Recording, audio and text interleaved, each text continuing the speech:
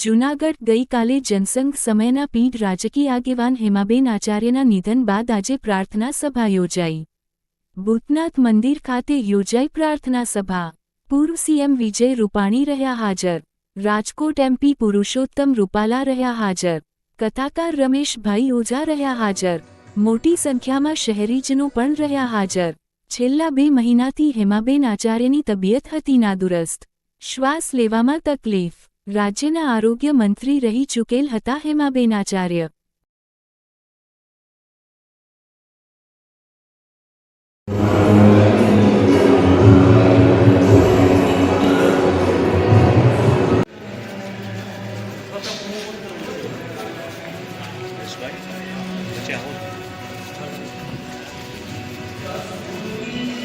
હેમાબેન આચાર્યના રૂપમાં એક શુચિતા, એક પવિત્રતાની જાણે વિદાય થઈ હોય એવું લાગે. એમનું વ્યક્તિત્વ એ રીતનું હતું કે સમગ્ર જૂનાગઢ નગરની માતા હોય એમ જનતાના ઉપર એમણે વાત્સલ્ય વરસાવ્યું.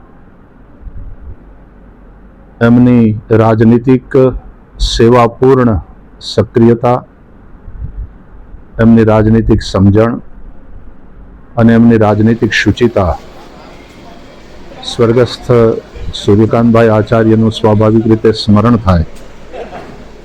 આ બંને જણાએ આ ત્રણેય વસ્તુને લઈને જાહેર જીવનમાં પોતાના શ્વાસને આહુતિની જેમ સ્વાહાકાર સાથે સમર્પિત કર્યા.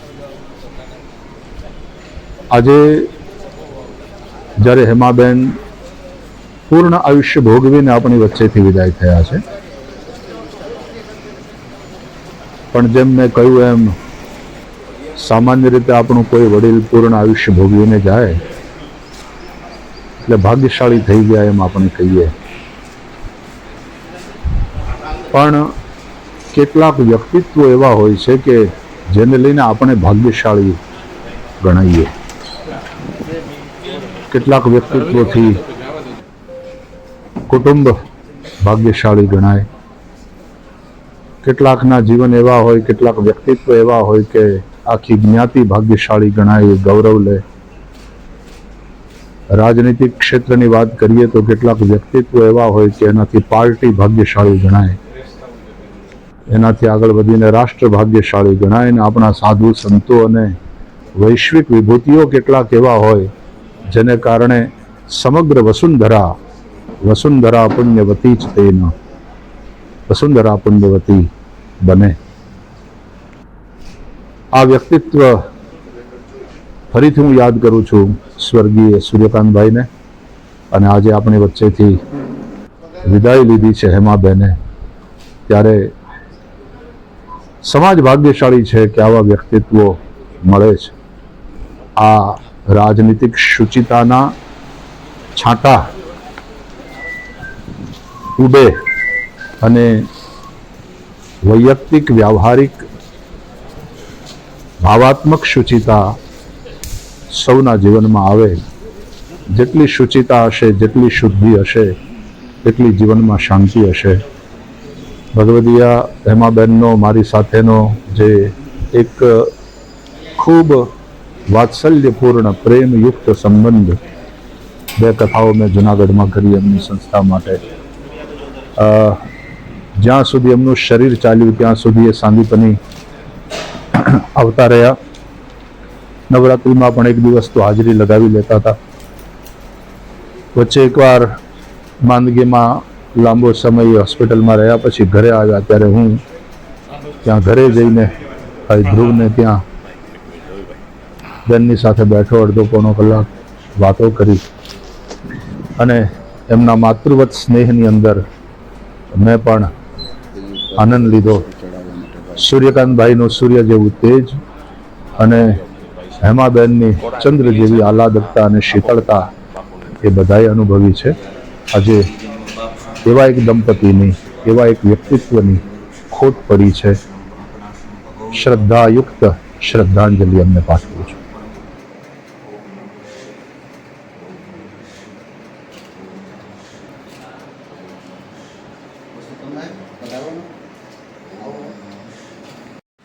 એક મિનિટ ભાઈ રવિ તું આગળ જમ બાબુ મારા ગાડી અંદર લઈ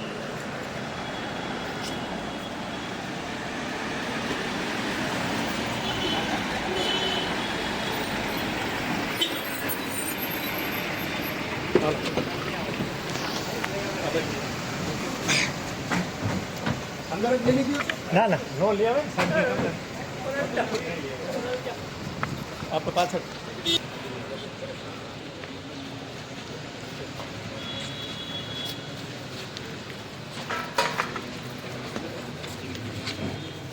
રવિ પાછળ જોઈએ રવિ પાછળ જોઈએ હા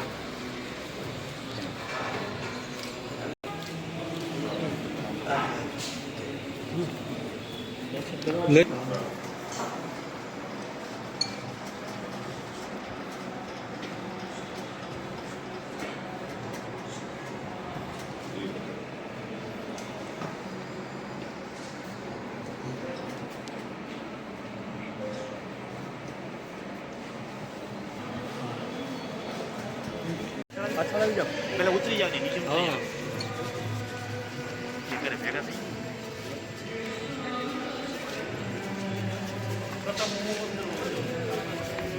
યશભાઈ નીચે આવો છો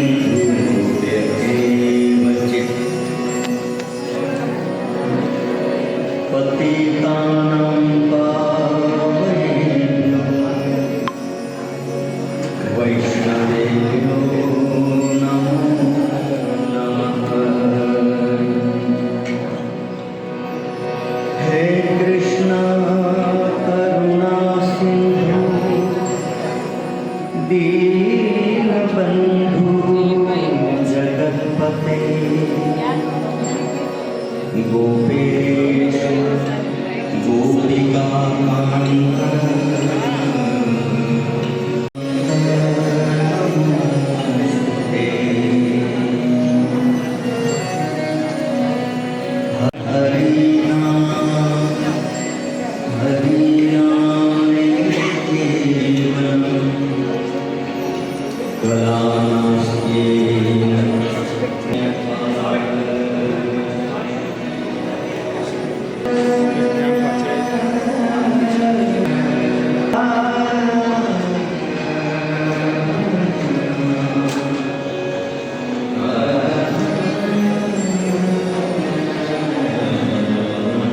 થઈ ગયું હવે આપણે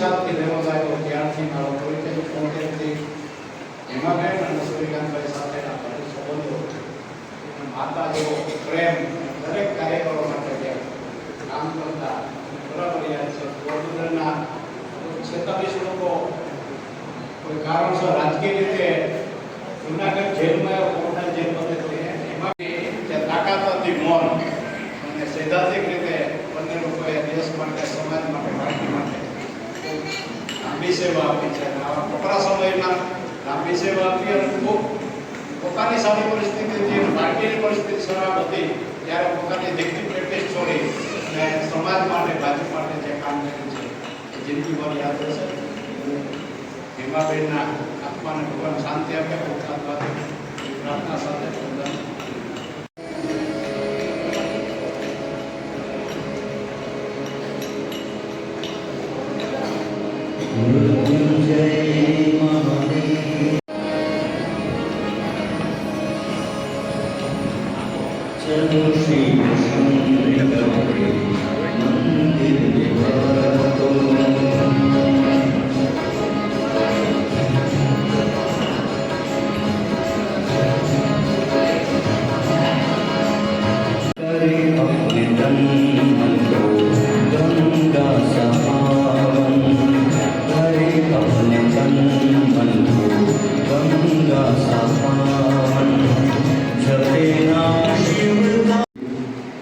સૂર્યકાંતભાઈ દીકરી પ્રેક્ટિસ છોડી અને જાહેર જીવનમાં આવેલા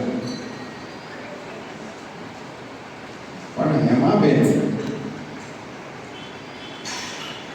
એક આપણા સંજોગોમાં જનસંઘ અને ભાજપ માટે કામ કરતા કરતા પરિવારને ચલાવતા પછી ભારતીય જનતા પાર્ટી સત્તામાં પણ આવી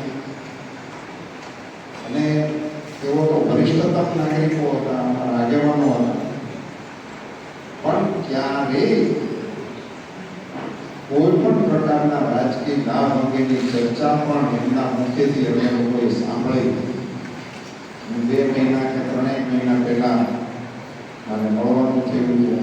અડધો પોણો કલાક બેઠો હતો, ઘણી બધી વાતો કરી, ઘણા બધા પ્રશ્નો અંગે પણ મને કહ્યું, પણ એમણે એનો ઉલ્લેખ તો કર્યો જ નહોતો કે ધ્રુવ માટે શું કરવાનું. એવો ઉલ્લેખ સુધા એને ક્યારેય કદી કોઈની પાસે કર્યાનું મારા સ્મરણમાં નથી.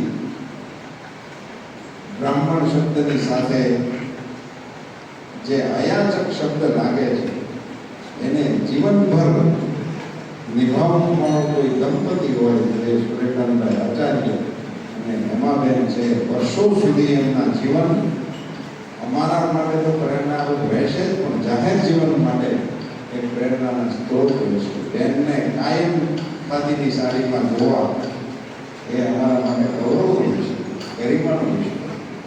એટલી સાદગી, એટલા અભાવ વચ્ચે પણ એમના હાસ્યને કદી એમણે વિલય નથી થવા દીધો.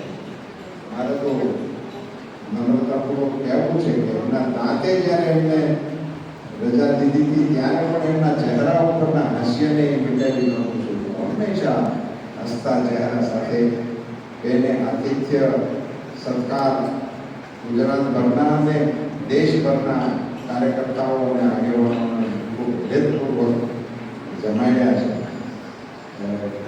માતૃ દિવસે એ ગયા છે ત્યારે જે એમને શ્રદ્ધાંજલિ વ્યક્તિગત રીતે મારા તરફથી અને મારા પક્ષ તરફથી હું અર્પણ કરું છું. પરંતુ પરમાત્માને પ્રાર્થના કરું છું કે એમના પરિવારને ધીરજ આપે અને એમની ઉપર કૃપા કરે. જય શ્રી રામ.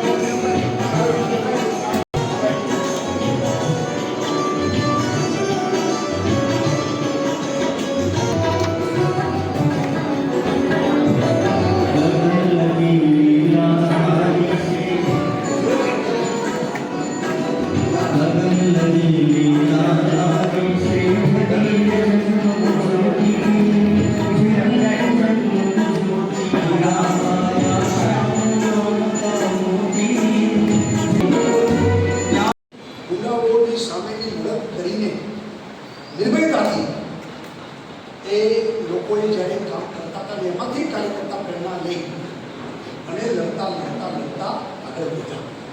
એટલે જ્યારે કામની શરૂઆત હતી ત્યારે સત્તા કોઈ વિચારમાં પણ નહોતી. ઘણી વખત એમ થાય ને કે માણસ પોતાના સ્વાર્થ માટે કામ કરતો હોય છે અને ત્યારે સત્તાની કોઈ કલ્પના નહોતી. અને જ્યારે સત્તા આવી ત્યારે પણ કદી એમાં બેન કે સૂર્યકાંતભાઈ કોઈની સત્તાની કોઈ રેસમાં નહોતા, સત્તાની કોઈ માગણી પણ નહીં. અને કોઈ કહેતું તો ત્યારે એમ કહેતા કે અમે બધા હવે તો જવાવાળા છીએ, અમે અમારી નવી પેઢી માટે અમે વાસ નાખતા જાય છીએ અને એ નવી પેઢી આ દેશનું સુકાન સંભાળશે. અને જેને કહી પોતાની ખરા અર્થમાં આખી જિંદગી પોતાનું ઘર બાર બધું બાજુ મૂકીને, વાત રામભાઈ તેની સાચી હતી કે ધ્રુવ નાનો પણ ધ્રુવને છોડીને ઘરે એમાં બેનને સૂર્યકાંતભાઈ પાર્ટી માટે, સમાજ માટે, રાષ્ટ્ર માટે એક બેકધારીને એમને પોતાના જીવનને પૂરી રીતે માત્ર ને માત્ર રાષ્ટ્રાય નમઃ સ્વાહા, દેશને માટે સમર્પિત, રાષ્ટ્ર માટે કામ કરવાનું આ જ ભાવનાથી કામ કર્યું. મારા સાહેબે જે કીધું સાચી પણ એવી હતી. અમે બધા સાક્ષી છીએ. ઘણી વસ્તુનો અભાવ પણ હતો, ઘર પેટ ચાલે એની ચિંતા પણ હતી. પણ એ બધી ચિંતાઓને બાજુમાં મૂકીને માત્ર ને માત્ર પાર્ટી માટે, દેશ માટે, સંઘ માટે આપણે કામ કરવાનું છે. અત્યારે ઘણા લોકો આવે, સાહેબ હવે બધું ગોઠવાઈ ગયું છે,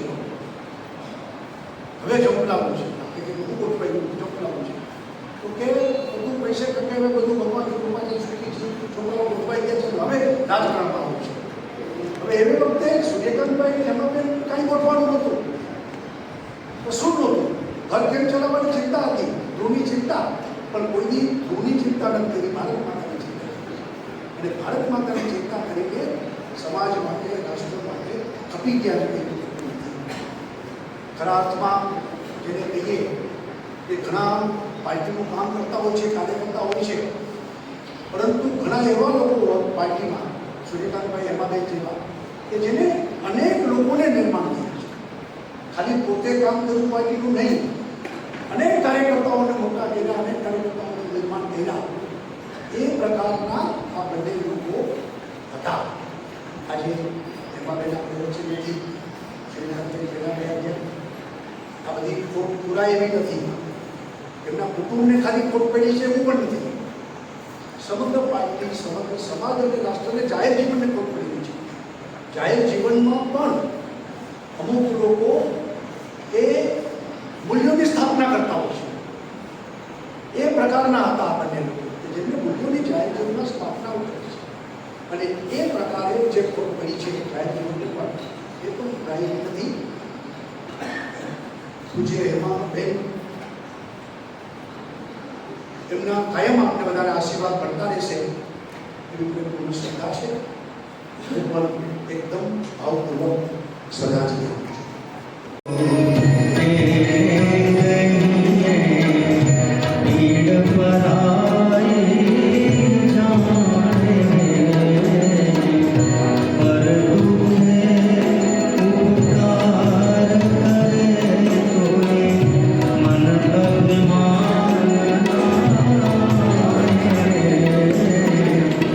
વૈષ્ણવ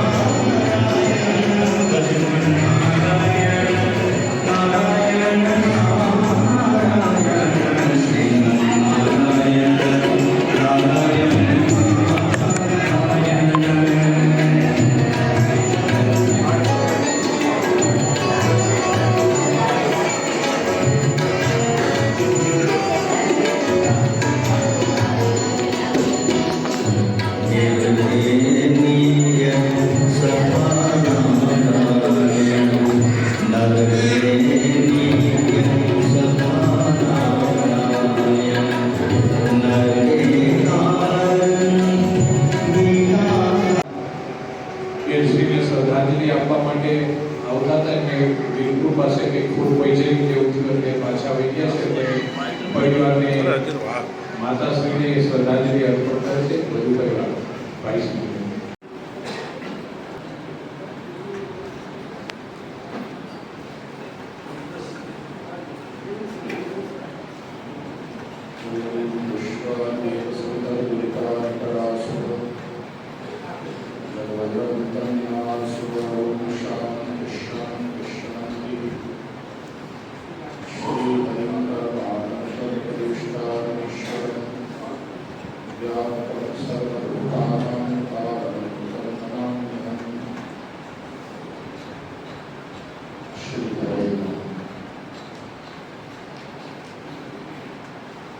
સનાતનની જે પૂજા પરંપરા છે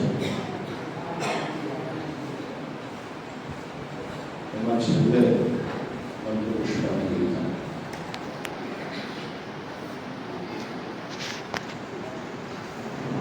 જેના ચરિત્ર પૂજવા જેવા છે, એના જીવનમાં અંતે છેલ્લે આ શ્રદ્ધાંજલિ પ્રકારની પુષ્પાંજલિ મંત્ર પુષ્પાંજલિ છે. કંઈક આવા મંત્ર પુષ્પાંજલિના ભાવથી આપણે તમામ જે જુનાગઢવાળા નગર માતા પણ નગરની માતા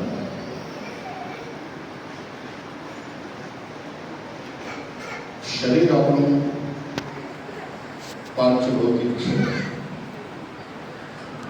જીવિતલ પાદ ગગન સમીરા પંચ અચિત્ય અગન શરીરા.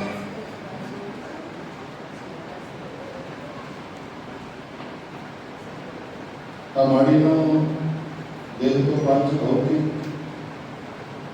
હતો જ,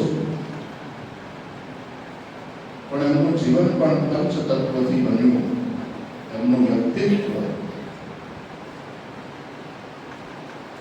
કોઈ છે આપણું અસ્તિત્વ, આપણું શરીર, પછી બીજું છે વ્યક્તિત્વ. અને એ પાંચ તત્વોથી બન્યું હોય એવું આપણે બધાએ અનુભવ્યું.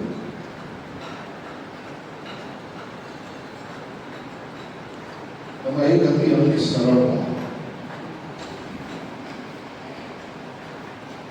અમુક વસ્તુ સ્વભાવમાં હોય.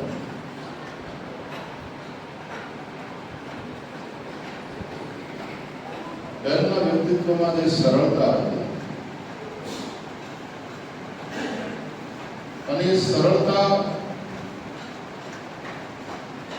એક અલંકારની રીતે કે ક્યારેક જાહેરમાં જવાનું હોય ત્યારે સારા દેખાવા માટે ઘરેણા પહેરીને પછી ઘરે આવીને ઉતારી દઈએ, સાચવીને મૂકી દઈએ. એમ આલંકારિક એ સરળતા નથી એમના સ્વભાવમાં. એટલે મેં વ્યક્તિત્વના આ પાંચ તત્વોની વાત કરી. અને સરળતાની સાથે સાથે એમની સહજતા. એમની સાથે જ્યારે જ્યારે મળવાનું થાય, વાત કરવાનું થાય, બે કથાઓ કરી આપણે અહીંયા જુનાગઢમાં. એ સમય લગાતાર ઘણા બધા દિવસો સતત સાથે રહેવાનું કર્યું. અને દરેક નવરાત્રિમાં એમનું શરીર ચાલ્યું ત્યાં સુધી સાંદીપનીમાં એક દિવસ તો હાજરી લગાવવાની છે. થોડી વાર મારી પાસે બેસે. એક એવા સમજદારીપૂર્ણ વ્યક્તિત્વ કે એ સામે ચાલીને એમ કે હવે હું જાઉં, તમારે બીજા ઘણા બધા કામ હશે તો ગામવાળા હશે. એટલે એમને મારે એમાં પણ કેવું પડે કે નહીં તમે થોડી વાર બેસો. નવરાત્રિ હોય તો કંઈ લે નહીં, ફ્રૂટ પણ નહીં, દૂધ પણ નહીં, પણ બસ એમને એક દિવસ હાજરી લગાવવાની છે સાંભળીને એટલે પહોંચે ખરા. અને જ્યારે એમની સાથે મળવાનું થાય, જે પણ સંવાદ થાય એમાં એક સહજતા હોય.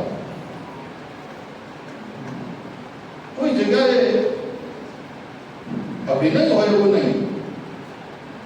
એ સરળતા બહુ સાચી હતી. એટલે સરળતા, એમની સહજતા, ત્રીજી વસ્તુ એમની સજગતા. એક નેતાને છાલે એવી સજગતા વેદમાં મેં હંમેશા ચોથી વસ્તુ એમની સાદગી, જે વારંવાર અહીંયાથી કહેવાય.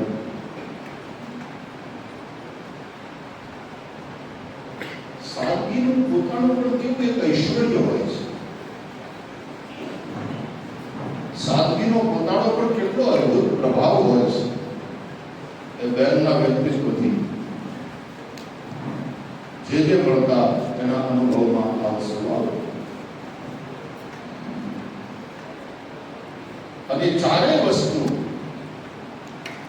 જેને કારણે હતી એ એમના જીવનની સાત્વિકતા. સાત્વિકતા અંદરથી હોય ત્યારે આ વસ્તુ બધી સ્વાભાવિકપણે જીવનમાં હોય. આવું 5 તત્વથી યુક્ત જેમનું વ્યક્તિત્વ, એવા એક વ્યક્તિત્વની વિદાય થઈ છે. આરોગ્ય મંત્રી રહ્યા એટલે પૂર્ણ આયુષ્ય ભોગવીને ગયા.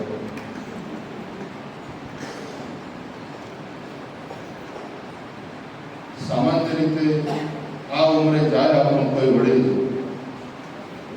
એટલે આપણને દુઃખ તો હોય જ વડીલને ગુમાવ્યાનું, પણ એક સંતોષ પણ હોય કે જીવન પૂરેપૂરું જીવીને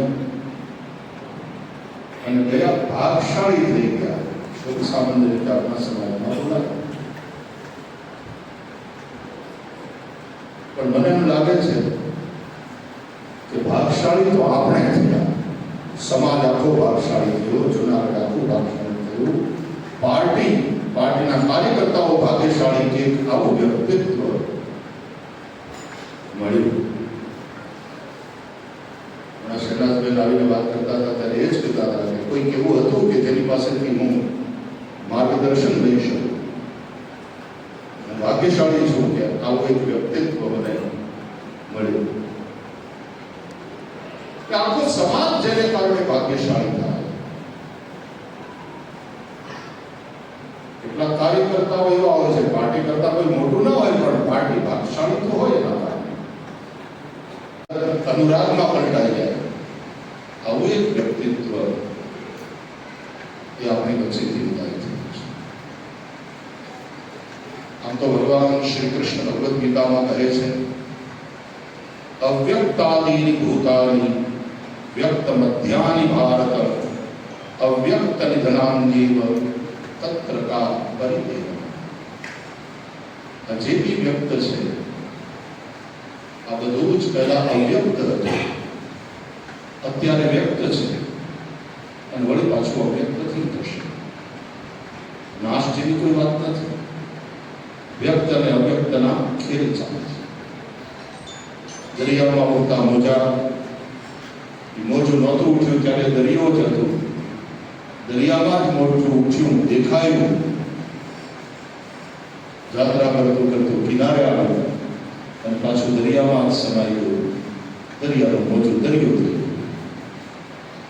એમ આદિમાં પણ બધું અવ્યક્ત હતું. વ્યક્ત મધ્યાની ભારત, મધ્યમાં વ્યક્ત થયું અને પછી પાછું અવ્યક્ત થઈ જાય. એટલા માટે એ જે વ્યક્ત થવું, જે માધ્યમથી વ્યક્ત થાય એને આપણે વ્યક્તિ કહીએ છીએ અથવા તો વસ્તુ. એ રૂપે એ અવ્યક્ત છે, એ વ્યક્ત થાય છે. બાકી આપણા વેદો કહે છે પુરુષ એ વેદમ સર્વમ. આ જે કંઈ છે એનું જ સ્વરૂપ છે. આ એક એવું દાંપત્ય હતું. સૂર્યકાંતભાઈને યાદ કરીએ અને હેમાબેનનું સ્મરણ કરીએ એટલે સૂર્ય અને ચંદ્રનું સ્મરણ થાય. 9 ગ્રહો છે ને, બીજા બધા ગ્રહોની પૂજા કરીએ પણ આમ નરી આંખે દેખાય ને, બુધ હોય કે ગુરુ હોય, આ શુક્ર ચમકારા મારે. બાકી શનિ ને બીજા બધા ગ્રહોને જોવા માટે દૂરબીન લેવું પડે. પણ સૂર્ય અને ચંદ્ર આ બંને ગ્રહો એવા છે કે સતત એનું સાનિધ્ય આપણને મળે અને પૃથ્વી ઉપરના બધા જીવોને માટે આ બંને ગ્રહો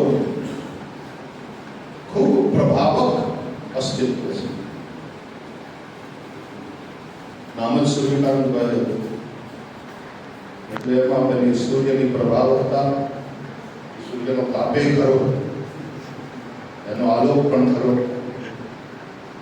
જ્યારે જ્યારે શ્રીકાંતભાઈની સાથે સંવાદો થતા એ જે રીતે ચિંતા કરતા હતા સમાજના દરેક વર્ગો, પણ ક્યારેક કોઈ વિશેષ વર્ગની ચિંતા કરે, અને એવો એક અનુભવી મહાપુરુષ આ પાર્ટીમાં, જનસંઘમાં કેટલાય લાંબી મજલ અને કેટલો એમનો અનુભવ.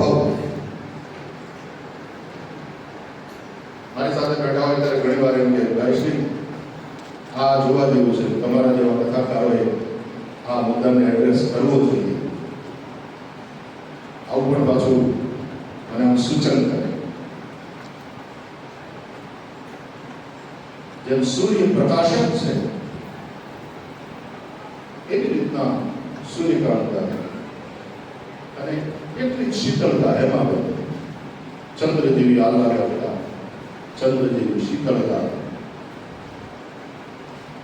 સૂર્યકાંતભાઈ જ્યારે વાતો બધા કરતા હશે પણ લગાતાર એની આંખું મેળવી વાતો કરી શકે એવા બહુ ઓછા હશે. મને જ્યાં સુધી આમ લાગે છે, હું અનુમાન કરું છું, બહુ અનુભવ નથી પણ અનુમાન કરું છું. કારણ કે સૂર્યની આંખમાં આંખ મિલાવીને વાતો કરવાનું કઠણ, પણ સૂર્ય વગર હાલે નહીં, જીવંત આવે. એમ